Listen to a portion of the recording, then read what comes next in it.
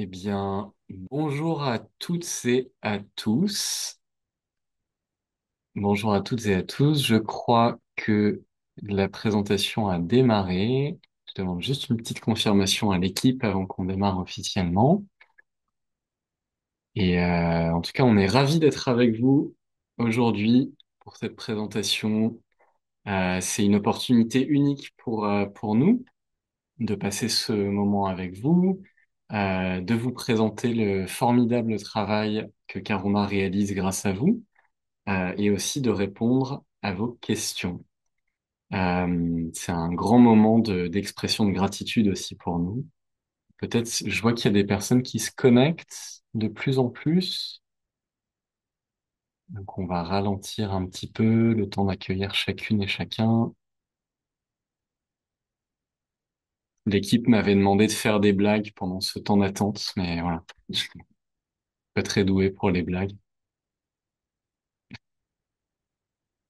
Euh, bon, vous êtes des dizaines de personnes à vous être connectées.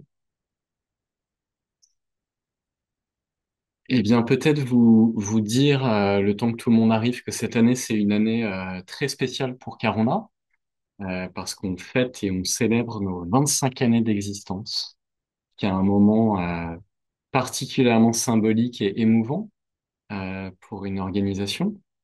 Et donc, tout ça, c'est grâce à vous.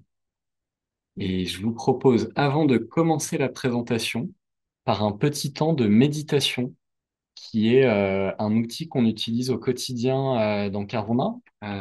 C'est la manière dont on commence chacune de nos réunions, que ce soit même des meetings très longs, des meetings courts. On commence toujours par un petit temps de présence, que ce soit quelques secondes ou ça peut aller jusqu'à 2, 3 minutes. Voilà, ça nous permet de nous reconnecter avec le moment présent et avec ce qui est en jeu pour nous. Donc, je vais vous proposer d'animer un petit temps de méditation. Je vous invite à vous asseoir confortablement, le dos bien droit, les pieds bien ancrés au sol. Peut-être qu'on peut ressentir ces sensations physiques sur la plante des pieds.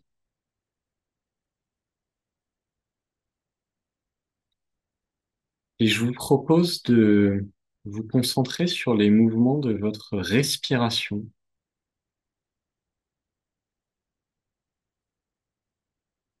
peut-être en se demandant tout simplement comment est ma respiration aujourd'hui? Est-ce qu'elle est plutôt agitée ou plutôt calme? Et est-ce que je suis capable de ressentir l'air chaud qui rentre dans mes narines, l'air froid qui en sort?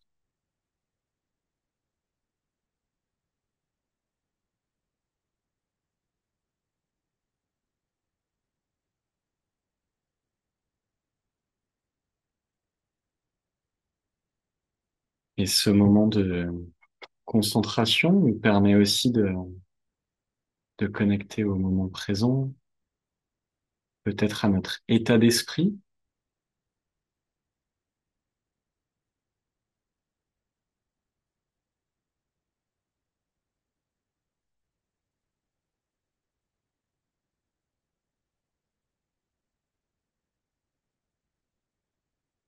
et peut-être avant de terminer ce moment de méditation, simplement réaliser que nous méditons ensemble, qu'il y a actuellement des dizaines de personnes qui se connectent au même moment, des personnes de partout en France, des personnes de Suisse, de Belgique, du Canada, des personnes francophones qui habitent partout dans le monde. Peut-être simplement réaliser ça, qu'on partage ce moment avec d'autres personnes.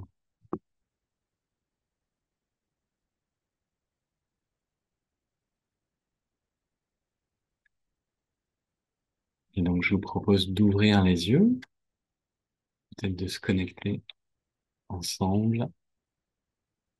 Et je voulais vous dire que Mathieu Ricard. Donc Mathieu, évidemment le fondateur de Carona, qu'on ne présente plus, n'a pas pu se joindre à nous puisqu'il est au Bhoutan.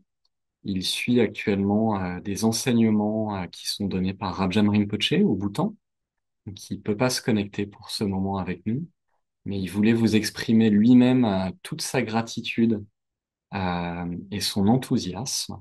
Et donc on voulait vous partager une petite vidéo que Mathieu a enregistrée pour nous et pour vous. Chers amis et amis, je suis désolé de ne pas être avec vous. Ça a été un bon moment ensemble. Je vous parle du lointain royaume du Bhoutan. Mais je suis tellement heureux de vous rejoindre aujourd'hui pour célébrer toutes les activités de Karuna Session. Vous faites partie de notre famille. Et quand je pense à vous toutes et tous, je ne vous connais pas tous personnellement, mais le savoir que vous êtes là, que vous nous soutenez, c'est un tel encouragement pour tous ceux qui œuvrent sur le terrain pour faire le mieux possible pour se mettre au service des autres. Et tout ça n'est possible que grâce à votre soutien, votre sympathie, le fait que vous êtes toujours avec nous. Donc merci de tout cœur. Vous pourrez voir que nous avons des beaux projets cette année. Nous continuerons de tout notre cœur à essayer de venir en aide là où il y a tant de besoins. Donc merci, merci, merci. Merci Mathieu. Et donc Catherine, je vais te passer la parole. Merci. Alors, avant qu'on commence ce voyage exploratoire autour de Karuna, j'aimerais vous présenter les intervenants. Donc, Quentin, directeur exécutif, qui vient de prendre la parole. Nous avons Javed, qui est le directeur des programmes internationaux. Et nous avons la grande chance d'avoir Sunita avec nous ce soir. Sunita, qui est la directrice exécutive de Karuna Session au Népal et qui nous rend visite en France pour quelques jours. Alors, Sunita ne parle qu'anglais. On s'organisera pour faire une forme de traduction quasi simultanée pour être sûr que chacune et chacun puisse bien comprendre et entendre les témoignages. Et quant à moi, donc je m'appelle Catherine, je suis directrice du Cercle des philanthropes et également de notre branche Karuna Session en Suisse. Je vais vous partager aussi quelques informations plus pratiques. Donc, tout au long de ce webinaire, vous avez la possibilité d'écrire des questions dans la boîte de questions-réponses.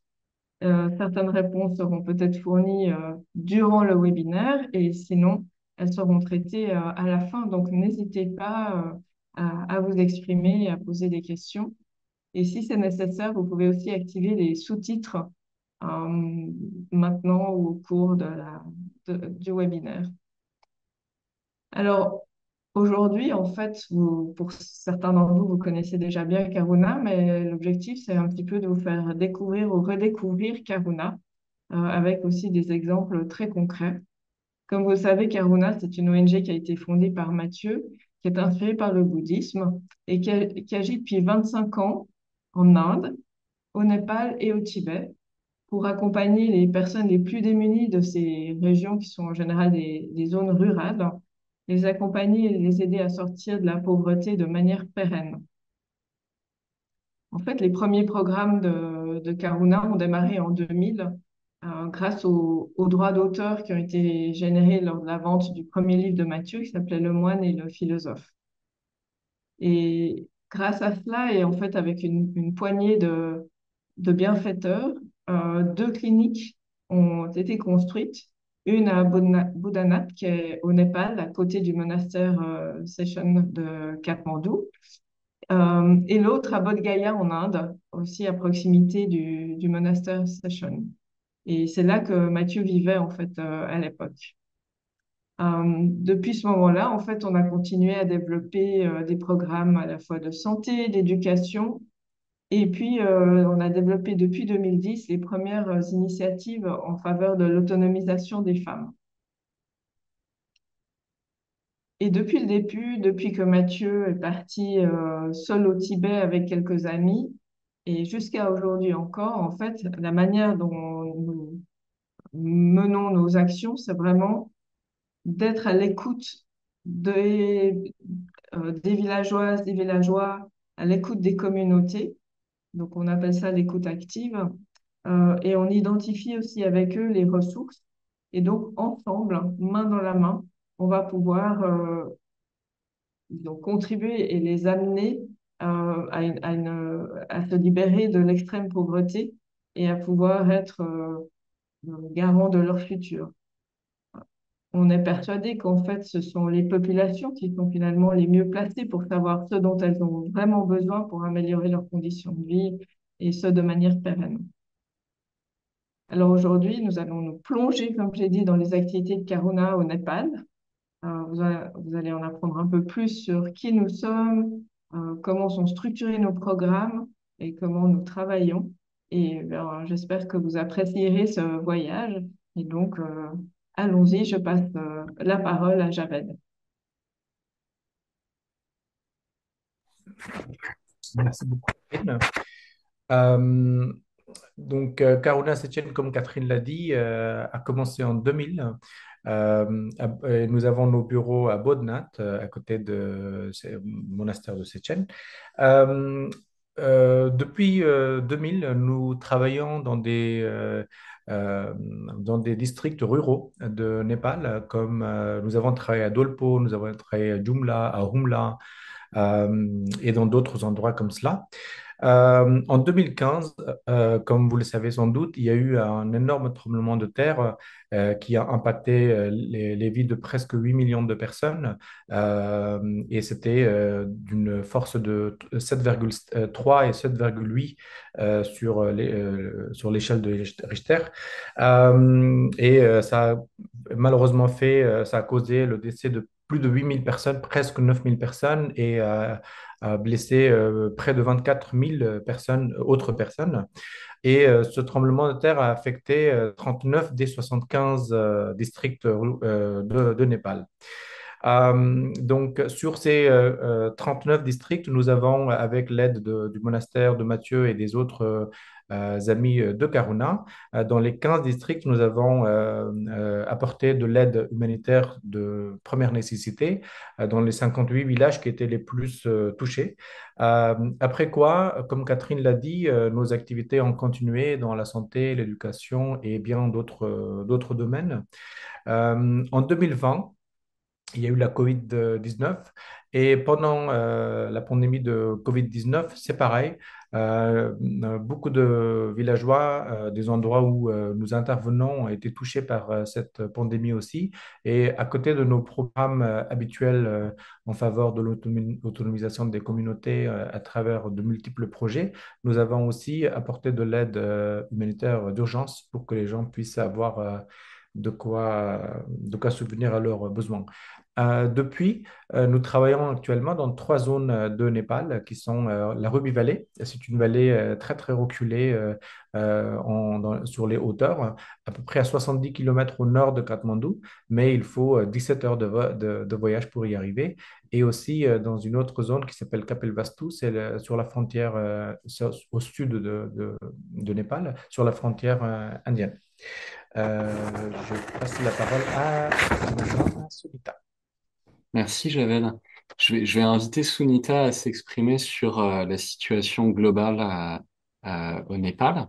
Et donc, je vais poser ma question en anglais et je traduirai ensuite ce que Sunita vous partagera. So, could you say a few words about the global situation in Nepal and what's the living conditions there? Okay, thank you, Quantum, and thank you, Javed. So if we look into the statistics or the reports that is presented, like done by the big organizations, you can get those statistics. But the reality where we work is different than that is published in those big volume of statistic report. For example, our census says the total population of Nepal is around 30 million. But when we go to the villages are getting empty. We can only find women, children, and elderly people because most of the youth they are going for seasonal migration, looking for opportunities to India, Middle East, or maybe cities like Kathmandu. So I'll translate this first. Donc Sunita partageait que en fait toutes ces statistiques et des recensements sont disponibles sur le Népal. Mais nous, notre situation, elle est assez différente et elle voulait, à travers un indicateur, par exemple la population du Népal, le recensement, c'est 30 millions d'habitants, mais nous, notre réalité est très différente parce que quand on va dans les villages, on sait que, il y a des zones entières du Népal qui commencent à se désaffecter à cause de schémas de migration, des migrations de jeunes qui partent travailler soit en Inde, au Moyen-Orient, en tant qu'ouvrier ou etc. Et donc la réalité des zones où nous on travaille, c'est que 50% des villages parfois euh, sont en situation de migration. Donc la réalité est différente des recensements officiels. And when we even look into the life expectancy, the average Nepali people's life expectancy is 70 years. But the areas where we work, due to the extreme poverty, the life expectancy is not even 60 years. Et c'est pareil pour l'espérance de vie. Quand on regarde l'indicateur moyennisé du Népal, c'est une espérance de vie de 70 ans. Mais la réalité de là où nous, on travaille est très différente parce que c'est des situations d'extrême pauvreté. Et de temps en temps, l'espérance de vie peut être de 60 ans au lieu des 70 moyennisés sur le pays. Similar goes with GDPs, like or per capita income. It says like less than 5,000, but the areas where we work is not even $500. So that kind of situation exists, and we as a coroner choose to reach out to those populations. Et c'est pareil pour le PIB. Si on regarde les indicateurs moyens au Népal, on est sur un PIB d'à peu près 5 000 dollars par habitant. Mais les zones où Karuna choisit de travailler, on a un PIB par habitant de à peu près 500 dollars par an. Donc on voit que c'est 10 fois moins que la moyenne parce que ce sont des zones en situation d'extrême pauvreté. Et c'est là où nous, on décide d'aller travailler et de mettre nos efforts. Because people living there are facing multiple jeopardy, like that they have to face hazards, for example, natural calamities and less availability of resources. So they are in the vicious circle of poverty. So we, Karuna, choose to be in those places where less other organizations are willing to go. Et ces personnes-là rencontrent des difficultés et des challenges multiples qui sont liés à l'extrême pauvreté, qui sont aussi liés aux situations climatiques et topographiques au Népal, comme on a vu avec les tremblements de terre, mais ça peut être des landslides, des écoulements, ça peut être enfin, ils rencontrent des situations très diverses qui les rendent vulnérables. Et nous, Karuna, on choisit de travailler dans ces zones-là où les populations sont vulnérables par rapport à leur situation de pauvreté. So this is the current situations. Et c'est la situation qu'on rencontre au quotidien. Et j'avais peut-être, je te laisse la parole pour présenter notre stratégie d'intervention, peut-être. Merci, Sunita et Quentin. Oui, donc notre vision ou notre stratégie, c'est d'aider les communautés à se prendre en main leur destin et de les aider à s'émanciper. Avec notre aide, donc nous avons plusieurs valeurs, plusieurs euh, éléments qui sont importants dans notre stratégie. L'une d'entre elles, c'est l'étude active. Pourquoi l'étude active? Parce que lorsque nous entrons dans une communauté, nous partons du principe que la communauté peut avoir des ressources et l'écoute active, je parlais de l'écoute active. Parce que ça peut avoir, les communautés peuvent avoir des ressources qu'elles peuvent mobiliser et elles ont besoin d'autres choses auxquelles elles n'ont pas accès. Donc, nous essayons de joindre nos mains avec eux et nos ressources avec elles pour pouvoir développer la zone. Une autre de nos stratégies, c'est la coopération. La coopération, c'est le fait que dans les communautés, il n'y a pas que Karuna, il n'y a pas que les bénéficiaires ou les communautés elles-mêmes, mais il y a aussi le gouvernement local, parce que le Népal est un pays décentralisé. Et donc, nous essayons d'identifier les différentes forces en présence pour essayer de voir qui fait quoi et qui peut faire quoi pour se partager les tâches et essayer de voir comment on peut aider une zone entière à se développer. Enfin, la troisième valeur qui est très chère à nos yeux, c'est la valeur de aider les gens, les populations, les membres des communautés, mais aussi les autorités locales, les ONG, à révéler leur potentiel altruiste. Parce que chacun d'entre nous avons la possibilité de, avoir le potentiel altruiste et de faire quelque chose qui est pour le bien des communautés, pour le bien de son prochain. Donc, ce sont des valeurs qui nous sont chères.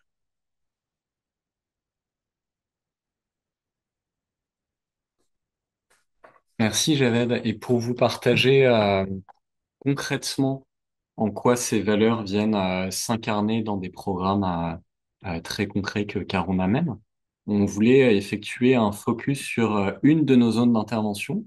Donc, parmi nos 7 zones d'intervention dans le monde, on voulait prendre l'exemple de Kapilvastu, qui est donc une zone au Népal à la frontière avec l'Inde, donc au sud du Népal. Et on voulait vous présenter quelques programmes qu'on mène à Kapilvastu. Alors Kapilvastu, c'est une zone assez particulière au Népal parce qu'elle se situe dans les plaines du sud du Népal. On imagine souvent le Népal comme étant un pays exclusivement montagneux. C'est pas le cas. Il y a aussi des plaines au sud. Et ces plaines sont vraiment aujourd'hui des zones délaissées de l'intervention du gouvernement ou de l'intervention de la plupart des ONG qui préfèrent se concentrer dans les hautes montagnes et dans les montagnes. Ce qui fait qu'il y a vraiment des zones de pauvreté très intenses dans ces endroits-là du Népal, ce qui est assez paradoxal parce que on pourrait s'imaginer que comme ce sont des plaines, ils ont accès à la route et donc les services et les produits peuvent venir plus facilement, plus rapidement. Et en fait, on observe que la résilience de ces communautés est bien moindre dans ces plaines-là que parfois dans des villages de haute montagne qui ont accès indirectement au tourisme, au trekking, et dont les communautés peuvent bénéficier des externalités positives du tourisme. Euh, donc très concrètement, on voulait, et peut-être Javed, tu peux dire quelques mots sur certains programmes pendant que j'explique à Sunita ce que je viens de raconter. Oui, donc le Kapilvastu, c'est une zone qui est située sur la frontière indienne, comme on le disait, et d'un point de vue socio-culturel et religieux, c'est un endroit très conservateur. Les populations envoient leurs enfants à l'école, surtout les filles, mais jusqu'à un certain âge, jusqu'à l'âge où l'école se trouve à l'intérieur de leur village ou dans la proximité immédiate de leur village. Et dès qu'il s'agit d'envoyer les filles à l'école au-delà de septième, huitième classe, à partir de leur puberté, les parents en général n'autorisent plus leurs filles d'aller à l'école. Ils préfèrent les marier. Et la situation est tellement grave dans cette localité-là, sur ce point de vue-là, aussi bien pour les garçons que pour les filles, est-ce que nous, lors de nos visites à cet endroit-là, nous avons été choqués à plusieurs reprises de voir des enfants de 8 à 9, 10 ans déjà mariés et donc privés de tout avenir éducatif, donc ils ne pouvaient même plus aller à l'école. C'est la même chose en termes de difficultés pour les femmes dans leur santé, même la santé basique, l'hygiène et pendant qu'elles sont enceintes, par exemple, elles sont chassées de la maison, elles sont envoyées un peu à l'extérieur du village parce que les gens ne veulent pas les voir, ne veulent pas avoir affaire à des femmes. Donc, ce sont des complications qui génèrent des problèmes pour les femmes et les filles. Quentin, tu veux ou Sunita veut continuer? Bien sûr, bah, peut-être partager que moi, je me suis rendu plusieurs fois dans le terrain, à Kapilvastu, là où on intervient. Et effectivement, il y a 2 souvenirs qui me viennent souvent en tête. Le premier, tu l'as évoqué, Javed, c'est celui de une personne qui est devenue un de nos collègues par la suite, puisqu'on l'a recruté pour devenir un motivateur social, qui a été marié quand il avait 8 ans. Alors aujourd'hui, il en a 40. Euh, c'est une situation que j'avais jamais rencontrée au Népal et en Inde non plus. qui sont deux pays dans lesquels on a passé pas mal de temps avec Karuna. Euh, et une deuxième situation, c'est celle d'une jeune femme qui a 30 ans, que j'ai rencontrée il y a 2 ans. Et cette femme, elle était déjà grand-mère à 30 ans. Et donc ça, c'est pas courant, mais ça arrive de temps en temps de rencontrer ce type de parcours de vie. Et en plus d'être grand-mère à 30 ans, elle n'était jamais allée à l'école, même une année, ou même quelques mois, ou même quelques jours. Et ça, le fait d'avoir une jeune femme de 30 ans qui, quand elle était jeune, n'a jamais pu avoir accès à l'école, c'est une situation que moi, j'avais jamais rencontrée dans ma vie. Et ça montre tout le conservatisme de ces régions-là, conservatisme vis-à-vis des femmes ou vis-à-vis des castes, puisque le collègue que je mentionnais juste avant, en fait, il fait partie de la caste des intouchables, des Dalits. Et donc, ça montre à quel point c'est compliqué culturellement que les mentalités changent. Et c'est ça notre réalité du quotidien. Um, and Sunita, I was just referring to the two examples, of the colleague who got married at 8 and also the woman who had never been to school. And maybe you could give a few examples about how we help and how we support women and child, and how we listen to them, and how we connect to people, basically. Donc j'ai demandé à Sunita de donner quelques exemples de la manière dont on aide les femmes et leurs enfants, comment est-ce qu'on les écoute, et de donner quelques exemples de la manière dont on aide et dont on exprime notre bienveillance auprès de ces personnes. So basically, what we do is we go to the community, not in a formal setting like having meetings or something like that. We go to the community and listen to them and like observe their situations. For example, I can give you an example. When we were in Kapilvastu, a young adolescent, very eager to learn, came to us. And when we asked a simple question, which school you go, then she started crying because there was no school nearby her house. And girls, for her parents to send girls to faraway school is challenging. So they prefer to get their daughters married. So that was the situation. Donc je vais traduire. Donc Sunita nous disait que la première chose qu'on met en pratique quand on arrive au sein des communautés, c'est de les écouter. Et donc, c'est des témoignages, c'est des parcours de vie individuels qu'on va écouter. Et là, elle se référait à une adolescente qu'elle a rencontrée à Kapilvastu, donc toujours cette région sur laquelle on fait un focus. Et cette adolescente, tout simplement, on lui a posé une question, on lui a dit quel est le nom de l'école où tu vas? Et l'adolescente s'est mise à pleurer. Et elle a dit, bah en fait, je peux pas vous donner le nom d'école parce que je ne vais pas à l'école. Parce que pour des familles pauvres, et spécialement, plus particulièrement dans des contextes de caste et de caste intouchables, les familles préfèrent marier leurs enfants tôt pour qu'ils puissent s'émanciper du cocon familial.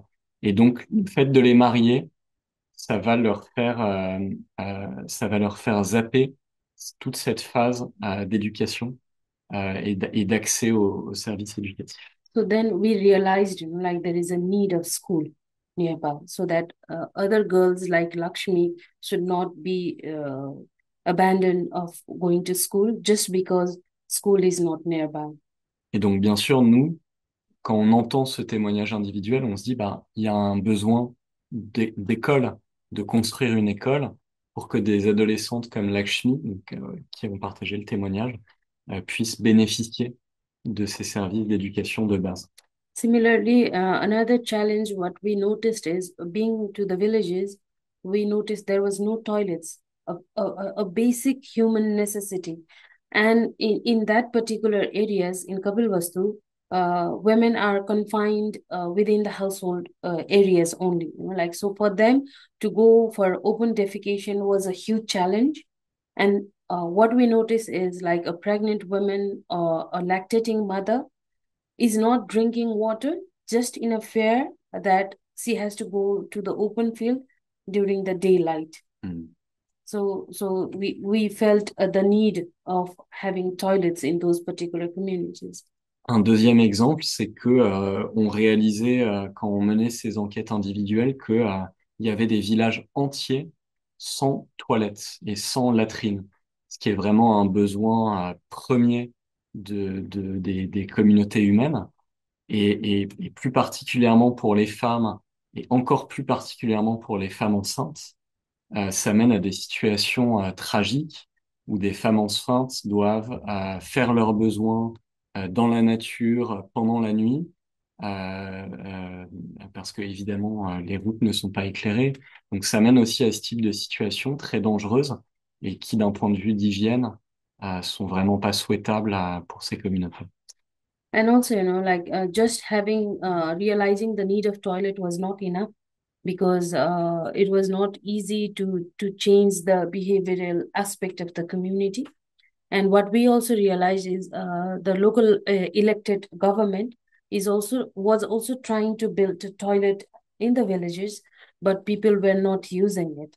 So what we dig into deep is to change their awareness, to let them know how important it is to have a toilet in household.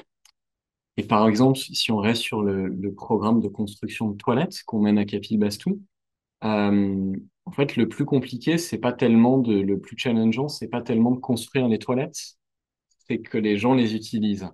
Et le gouvernement local, les autorités locales avaient déjà construit certaines toilettes dans certains endroits, mais qui n'étaient tout simplement pas utilisées par les villageoises et villageois. Et donc, nous, le travail de Carona, c'est vraiment au-delà de la construction des latrines, c'est d'accompagner les communautés pour faire évoluer les mentalités, pour changer les mentalités et pour expliquer en quoi utiliser ces toilettes. Ça permet par exemple de réduire la propagation des maladies, aussi pour les femmes pendant leur période de règles, et d'expliquer et d'accompagner les communautés dans ces changements de mentalité. Et c'est ça le grand défi So de... instead of, like immediately starting with the construction of toilets, we were doing various awareness programs in the community with the men, women, all the stakeholders. So we invested time and energy in making them aware in the need, creating the need of toilet. So with that, like we started supporting the household to build the toilet with a very minimum cost. And the government was so thankful to us that they started collaborating with us in the future projects of Coronel. Et donc sur ces constructions de latrines, évidemment, avant de s'embarquer dans des constructions très concrètes en dur de toilettes, Carona va d'abord mener des programmes de sensibilisation de la communauté pour vraiment que soit identifié avec la communauté et par la communauté le besoin d'utiliser et de construire des toilettes. Et par la suite, on a proposé aux villageoises et villageois qui participent financièrement à la construction de latrines. Et les autorités locales ont été tellement enthousiastes et motivées de voir les résultats très concrets de ce programme que eux-mêmes et elles-mêmes, je parle des autorités locales, ils ont décidé d'investir de l'argent avec nous pour qu'on puisse renforcer ce programme. So now we are building many more toilets in the community. Et donc maintenant, ça nous permet de construire beaucoup plus de toilettes. C'est Together. un exemple dans toute cette approche holistique et intégrée, interconnectée qu'on a. C'est un exemple thématique. On fait bien plus. Et du coup, Catherine, je te donne la parole peut-être pour parler de ce qu'on fait pour les femmes et les enfants.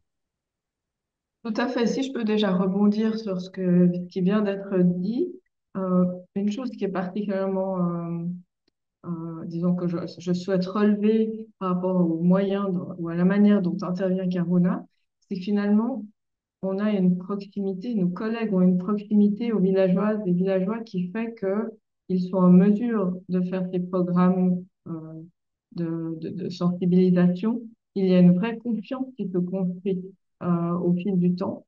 Les personnes qui travaillent dans ces villages sont des personnes qui sont issues de la région, qui parlent les mêmes dialectes, hein. Et c'est ça qui nous permet d'intervenir de cette manière-là. J'ai eu la chance de me rendre dans cette région-là l'année dernière.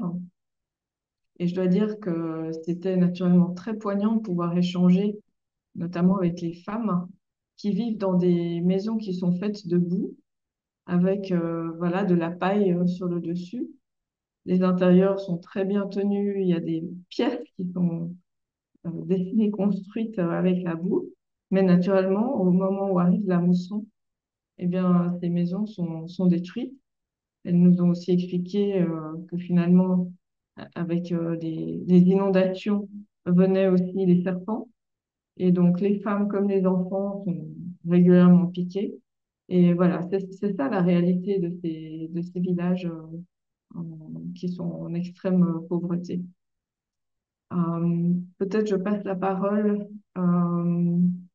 à Javed pour expliquer comment on fonctionne sur nos modes d'intervention avec les Better Future Council.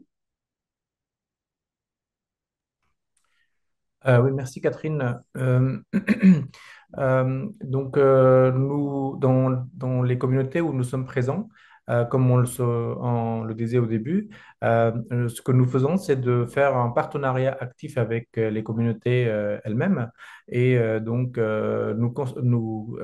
créons ce qu'on appelle un Better Future Council, où on conseille un conseil d'amélioration de futur ou un meilleur avenir, un conseil de meilleur avenir où les représentants de chaque communauté sont présents, une femme et un homme, nous essayons de faire le constat des ressources disponibles localement et des choses qui manqueraient dans la localité pour que les communautés puissent se développer. Et dans ce partenariat-là, à travers ce partenariat-là, nous apportons des solutions à des besoins des communautés là où c'est possible pour Karuna. Merci, Javed.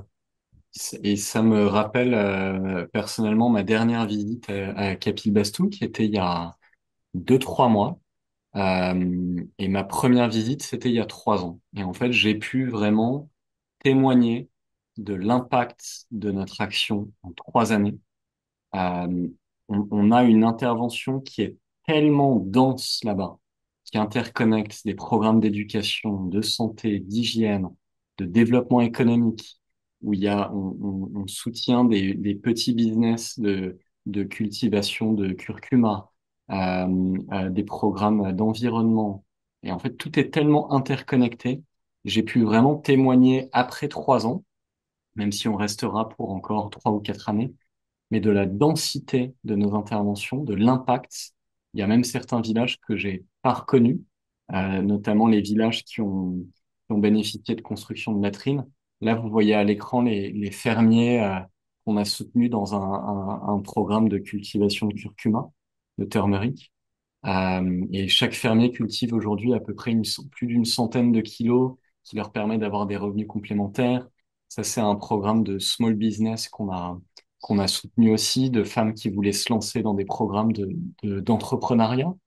Et voilà, toute cette interconnexion fait qu'on a un impact qui change réellement l'esprit d'une communauté et les conditions de vie d'une communauté.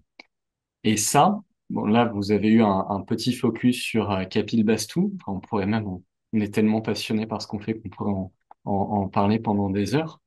Mais si on zoome out un petit peu, euh, on travaille à Capilbastou, on travaille aussi dans d'autres zones au Népal, qui sont, comme Javed l'a mentionné, la Ruby Valley, qui est au nord de Katmandou, et Sindouli. On travaille aussi en Inde. En Inde, on est présent dans le Bihar et le Jharkhand. Le Bihar et le Jharkhand, qui sont historiquement les deux États les plus pauvres de l'Inde, en tout cas en termes de pauvreté rurale. On travaille depuis quelques années à Darjeeling, et évidemment au Tibet. Et donc, on a 7 zones d'intervention de Karuna. Et Javed, je te passe la parole peut-être pour que tu donnes quelques chiffres de cet impact qu'on a. Merci beaucoup, Quentin. Oui, tout à fait. En 2024, par exemple, nous avons aidé plus de 800 000 personnes, dont 474 000 qui étaient aidées directement dans le cadre de nos diverses activités. Nous avons aussi apporté des soins à plus de 8 000, à près de 8 000 animaux dans ces 7 régions d'intervention. Nous sommes aujourd'hui à peu près une équipe de 425 personnes qui travaillent pour nous en Inde et au Népal. Nos équipes au Népal sont 100% népalaises et en Inde, c'est 100% indien. Ça, c'est une spécificité de Karuna. 52% de femmes, 48% d'hommes. Dont les deux thématiques majeures dans lesquelles nous sommes présents, il y a la santé et l'éducation. Près de 70 000 patients ont été soignés en 2024 et dans l'éducation, c'est pareil, c'est près de 11 000 personnes qui ont été aidées.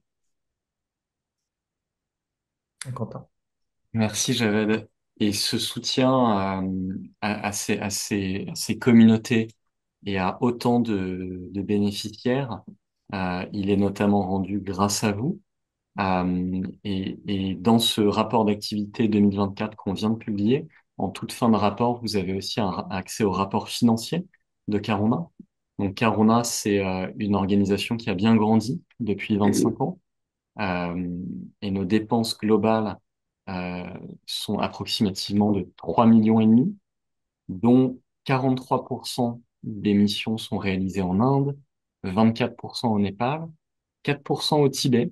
Alors, si ça fait un petit moment que vous soutenez ou que vous êtes parmi les amis de Karuna, vous avez certainement remarqué que notre budget au Tibet diminue avec les années. C'est normal. La situation politique devient de plus en plus compliquée. Mais on maintient une présence là-bas. On a aussi des soutiens auprès d'autres pays, des soutiens très ponctuels, comme on l'avait fait notamment en Afghanistan une année. Aussi des missions de plaidoyer pour faire rayonner au maximum le message de Mathieu. Et puis, évidemment, des frais de communication, de collecte et des frais administratifs qui en totalité avoisinent les 17%, ce qui est vraiment une moyenne assez basse dans le secteur des ONG. Et on dédie vraiment une attention particulière à rester efficient dans notre manière de dépenser les fonds, que ce soit sur le terrain ou les frais administratifs qui y sont liés. Euh, on voulait bien sûr vous permettre maintenant, dans cette dernière partie de présentation, de poser vos questions. Donc, n'hésitez pas à vous exprimer dans le chat. Ce sera un grand plaisir de répondre à vos questions. Euh, donc, je vois que vous êtes des dizaines de personnes connectées. N'hésitez pas à poser vos questions en anglais ou en français.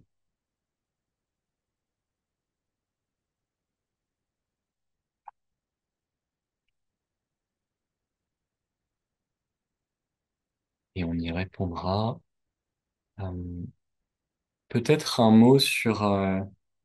je ne sais pas s'il y a déjà des questions qui sont en train d'être posées, mais un mot d'une question qu'on a eue précédemment qui concernait les programmes qu'on menait pour les animaux. Euh, Sunita, if you can say a few words about the programs we implement dedicated to animals. Yeah, sure. So in Ruby Valley, basically, it's geographically a very isolated place where you have to go through the very bumpy roads during winter season only. In summer, when it starts raining, it's not allowed to go with vehicles. You have to walk for 3 days just to reach the villages. And in that area, the asset that the household has are their cattle. And before our intervention, there was no understanding among the community people that there is a treatment available for the cattle. So Karuna started a vet clinic there, and our veterinary technician we have a veterinary technician, and she goes like door to door to provide the service. Basically, like when there are complications during the delivery of a buffalo cow, and if there are some wounds that is getting infected, she goes and provide the medical services there. So with this, we are able to make community aware that the treatment is available, and when you do medical treatment to the animals, they can save the assets, and also like we are helping to reduce the pain of animals Hmm. in that particular villages. Donc Sunita prenait l'exemple de la Ruby Valley qui est au nord de Katmandou, qui est une vallée très difficilement accessible par la route. Ça prend à peu près plus d'une quinzaine d'heures pour parcourir ces 60-70 kilomètres qui séparent Katmandou de la Ruby Valley. Et pendant la saison des pluies, il y a des éboulements de terrain qui bloquent les routes. Donc ça arrive qu'on doive marcher parfois plusieurs jours pour atteindre ces lieux-là. Et pour les communautés, le bétail est vraiment leur actif, enfin, leur richesse, leur possession. C'est de posséder du bétail. Et de temps en temps, ils ne sont pas au courant que certains traitements sont disponibles, certains médicaments sont disponibles ou certaines pratiques peuvent être dispensées pour leurs animaux. Donc, on a créé dans la vallée de Ruby, on a créé une clinique vétérinaire qui permettait notamment de répondre au sujet d'infections, notamment pendant les mises bas, des infections des animaux, des infections qui étaient blessés. On a pu donner des médicaments aux animaux.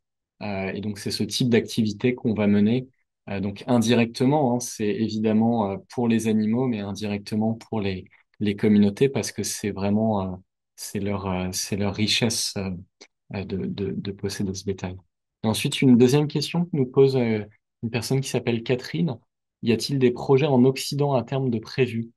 Euh, alors aujourd'hui, on agit déjà en France, au Luxembourg et dans d'autres pays d'Europe à travers un programme qui s'appelle le programme Résilience, qui est un programme destiné aux travailleurs sociaux et personnel médical. C'est un programme qu'on a pensé juste avant le Covid. La problématique était comment on peut prendre soin de ceux qui soignent et comment on peut aider ces coopérateurs et coopératrices, comment on peut les aider au mieux. Et donc, notamment avec l'aide de Mathieu et de plusieurs personnes qui ont étudié notamment des outils qui permettent ça, on a mis en place un outil d'intelligence émotionnelle et de pleine conscience et de pratique méditative et de cercle de parole qui a été aujourd'hui implémenté dans de très nombreuses organisations en France, à Luxembourg et bientôt en Suisse pour permettre ça. Donc c'est un projet qui est au stade de pilote. On a fait une soixantaine de programmes pour le moment, donc des centaines de personnel médical et personnel soignant qui ont bénéficié de ce programme. Euh, Ensuite, on a une question, est-ce que Carona soutient la formation des professeurs des écoles? Alors, c'est une question qui est très pertinente. Euh, Aujourd'hui, on arrive à un moment du monde des ONG et du monde du développement où le besoin premier n'est pas tant de construire des écoles. Euh, En fait, il y a des infrastructures qui existent. On peut construire des écoles quand ces infrastructures n'existent pas. Mais nous, Caruna, on vient plutôt renforcer des infrastructures déjà existantes. Et la qualité d'une école va se mesurer surtout au-delà de l'infrastructure, va se mesurer à la qualité de la formation des professeurs, à l'intégration de comment les parents sont intégrés dans la vie de l'école, comment les étudiants sont intégrés dans la vie de l'école. Euh, et peut-être Javed ou Catherine, vous voulez dire un mot sur ces programmes de formation euh, pour les, pour les professeurs?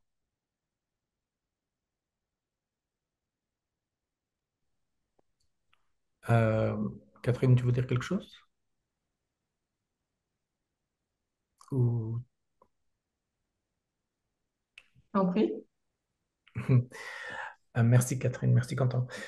Oui, comme Quentin le disait, nous soutenons, enfin, nous avons parce qu'il y a dans des endroits, il y a des professeurs, mais ils ne sont pas formés, dans d'autres endroits, il n'y a même pas de professeurs, donc nous essayons de répondre à tous ces besoins. La manière dont on soutient les professeurs, en organisant des formations pédagogiques de comment mieux traiter les enfants, comment être plus pédagogue et comment créer un environnement d'amour et d'attention autour des enfants pour que leur curiosité, leur éveil puisse être encouragé. Mais notre attention à cette qualité-là ne s'arrête pas aux professeurs. Nous essayons aussi de former les parents d'élèves aussi afin que quand les enfants vont de l'école à la maison, ils puissent aussi être dans un environnement aimant et que leur éveil, leur curiosité puisse être accompagné. Merci Javed. Ensuite, on a une question de Philippe qui nous demande quelle est la durée des programmes de Carona pour que les populations se les approprient et deviennent durables. C'est la question la plus importante qu'on se pose tous les jours, à savoir cette autonomie des communautés, comment est-ce qu'on peut la construire, etc. Donc généralement, mais c'est en règle générale, hein, ça dépend des zones d'intervention, généralement on vise une stratégie de sortie à horizon 5 à 7 ans, où on estime qu'après 5 années ou 7 années d'intervention, la communauté sera assez résiliente d'un point de vue à la fois d'infrastructure, mais aussi d'outils de travail pour pouvoir façonner leur avenir elles-mêmes. Donc, c'est la durée moyenne de notre stratégie d'intervention pour surtout éviter qu'il y ait des zones, comme ça peut exister hein, dans d'autres endroits, mais des zones qui soient mises quasiment sous perfusion de l'aide humanitaire et qui, ça peut durer des décennies et des décennies, des mêmes programmes qui sont implémentés dans des zones similaires. C'est là où est vraiment la particularité de Carona, c'est que notre vision, c'est vraiment que les communautés puissent façonner leur avenir et donc qu'on ne soit pas là éternellement. Euh, ensuite, euh, on a des questions sur le bénévolat et sur certaines personnes qui vont se rendre au Népal. Si vous êtes intéressé par effectuer du bénévolat pour Karuna, n'hésitez pas à nous envoyer un email directement, qu'on puisse étudier ces demandes. C'est assez compliqué d'effectuer du bénévolat sur place parce que, comme on l'a expliqué précédemment, on a une équipe qui est 100% locale, qui maîtrise parfaitement l'ensemble des dialectes, et même plus que la langue, c'est la connaissance des conditions d'intervention. Et c'est aussi notre particularité en tant qu'ONG, c'est que notre équipe, elle est locale. Et donc, on évite d'intégrer des savoir-faire, même possiblement employés, mais on évite d'intégrer des savoir-faire qui ne sont pas locaux. Mais en revanche, si vous voulez effectuer du bénévolat, même possiblement en France ou là où vous habitez, n'hésitez pas à nous écrire à l'adresse donation@caronasetchen.org et on sera ravi d'étudier vos demandes. Merci Quentin. Et peut-être pour rebondir, il y a de multiples façons finalement de s'engager aux côtés de Karuna. Euh, le don en est une et c'est peut-être la manière la plus évidente. Pour certaines et certains, vous savez peut-être que nous avons une plateforme qui s'appelle Action for Karuna, qui finalement permet à chacune et chacun, par des activités qui nous sont chères ou lors d'un anniversaire, de lever des fonds auprès de nos amis et amies ou connaissances, des fonds qui sont ensuite attribués à Karuna. Ça, c'est une manière un peu active de s'engager aux côtés de Karuna. Bien sûr, le fait de faire un leg, de rédiger son testament et d'indiquer Karuna comme un bénéficiaire potentiel, c'est une manière de pérenniser nos actions, de donner peut-être aussi du sens à notre vie et à notre engagement à chacune et chacun. Et puis, comme vous l'avez compris, Karuna agit et plaide pour un monde plus altruiste. Et déjà, le fait de faire savoir ce que l'on fait, de finalement promouvoir l'altruisme, de finalement s'engager à cultiver un état d'esprit altruiste, c'est déjà un pas, une belle manière de s'engager à nos côtés. Et voilà, pour plus de questions, en effet, n'hésitez pas à nous écrire. Et on a une toute dernière question avant qu'on clôture cette présentation d'Aurélie qui nous dit: Je suis allée dans les villages de montagne et ai constaté l'utilisation des téléphones portables malgré des conditions de vie très précaires. Certains des professeurs estiment que le téléphone est la cause de l'échec scolaire. Constatez-vous ce phénomène? Je vais poser la question à Sunita. So there is a donor telling that she traveled in the mountains in Nepal, and she noticed that even in very remote and poor communities, people were using smartphones and phones. And the teachers were saying that it was the consequence of the use of smartphones was a failure of the education and schooling. Do you also notice the same thing or not? Yes or no, both.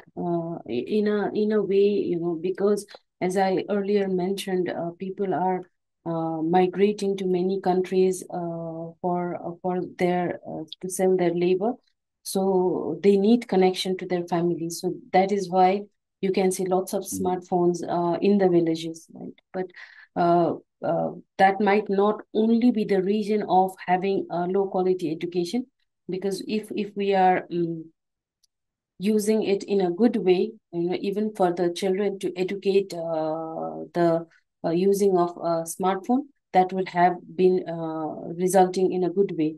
So I would say yes and no both. Et donc la réponse de Sunita, c'est que bon, c'est une situation qui peut paraître comme étant très paradoxale, mais comme on l'a expliqué au début de la présentation, il y a un phénomène de migration au Népal qui est extrêmement intense, avec quasiment la moitié de la population dans certaines zones, des jeunes qui vont vendre leur force de travail à l'étranger. Et ces jeunes, pour connecter avec leur famille, bah, ils ont besoin d'un smartphone, ils ont besoin d'une connectivité Internet pour rester en lien avec les communautés. Donc c'est pour ça que même dans des zones très pauvres, il y a un accès à la téléphonie qui permet en fait simplement de rester en lien. Et ensuite, par rapport à ce que vous mentionnez, euh, en fait, tout dépend de la manière dont on utilise ces technologies. Si ces technologies sont utilisées de manière appropriée, ça peut aussi être un outil de pédagogie. Alors non pas pour les très jeunes enfants ou les jeunes enfants, mais plus pour les adolescents. Ça peut constituer un outil assez pertinent pour renforcer les systèmes éducatifs, notamment en Népal. Et je pense que c'est la dernière question qu'on va pouvoir prendre. Catherine, je te passe la parole.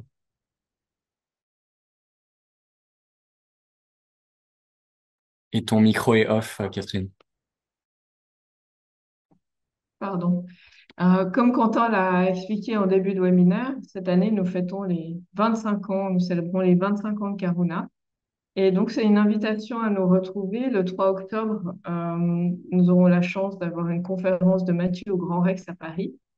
Je crois que vous recevrez le lien pour ce bel événement et on serait heureux de vous y retrouver.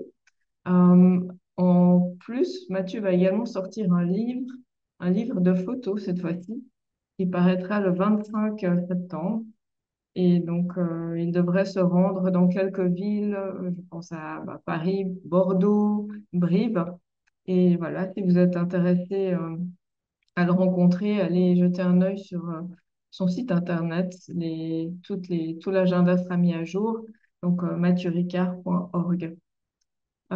C'est aussi l'occasion pour moi, au nom de toute l'équipe, de d'abord vous remercier de vous être joints à nous ce soir et à chacune et chacun, merci de votre engagement à nos côtés. Euh, les actions que nous menons, nous les réalisons grâce à vous.